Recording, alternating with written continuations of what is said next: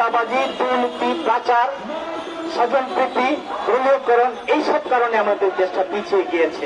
65 থেকে 70 জন শিক্ষার্থীকে দমন করার জন্য ৩,৫০০-এর মতো পুলিশ, বিডিআর এবং শাহজাহান লাগে বলেন। 15 বছর 7 মাস যাবৎ দেশের মানুষ মুক্ত হয়ে কথা বলতে পারেনি। সবার একটা ভয়ের মধ্যে ছিল।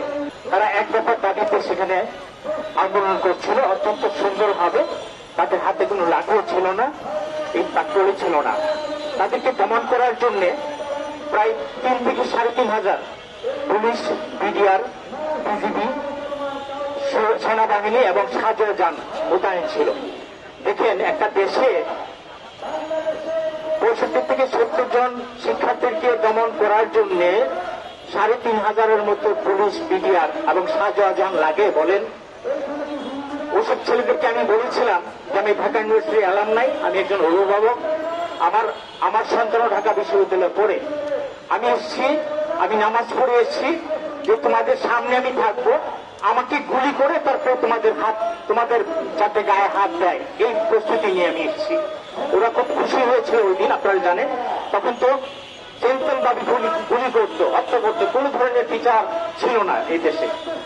আমি মিছিল করে খুশির বাড়ির সামনে আসি ওনাদেরকে নিয়ে।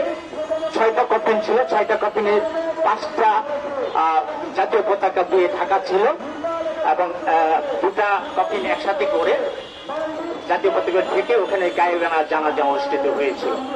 জানাজার পরে শিক্ষার্থীরা কফিনগুলি নিয়ে টিএসসি থেকে যেতেছিল। পুলিশ বাধা দেয়, তারা বাধা ভঙ্গ করে যখন বিসির বাড়ি পার হয় তখনই তারা পুলিশ অকাতরে সাউন্ড গ্রেনেড, রাবার বুলেট এগুলি নিক্ষেপ করে তাদেরকে ছত্রভঙ্গ করে দেয়।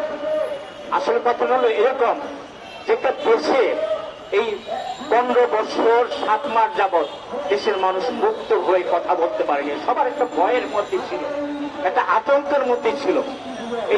এটা আসলে আমাদের দেশটা একটা উর্বর দেশ, যে দেশের মাটি 7.50, পৃথিবীর মধ্যে এত কোন সম্পূর্ণ মাটি আর পৃথিবীর মধ্যে নেই। এই ভারত আমাদের প্রতিবেশী রাষ্ট্র, এদের মাটির গুণাগুণ হলো 3 পয়েন্ট সামথিং।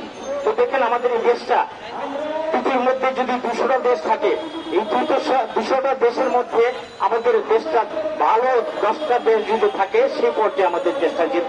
শুধু খালি রাজনৈতিক দুর্বৃত্তায়ন, চাঁদাবাজি, দুর্নীতি, পাচার, স্বজনপ্রীতি, দলীয়করণ, এইসব কারণে আমাদের দেশটা পিছিয়ে গিয়েছে। আমরা প্রত্যাশা রাখবো আমাদের যে এখন অন্তর্বর্তীকালীন সরকার, তারা পদক্ষেপ নিয়ে বিশেষ করে যারা শহীদ হয়েছে তাদেরকে যথাযথ মূল্যায়ন দেওয়া,